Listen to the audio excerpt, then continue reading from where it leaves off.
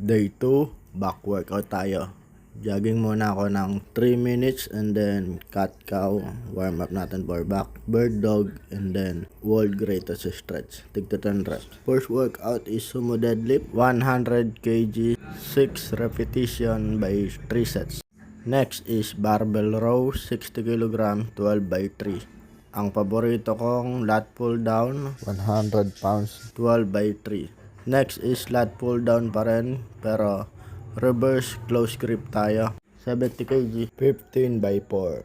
Next, shoulder shrug, 100 kg, 12 reps, 3 set. Bicep curl naman tayo, 15 kg lang, half pull, 12 by 3.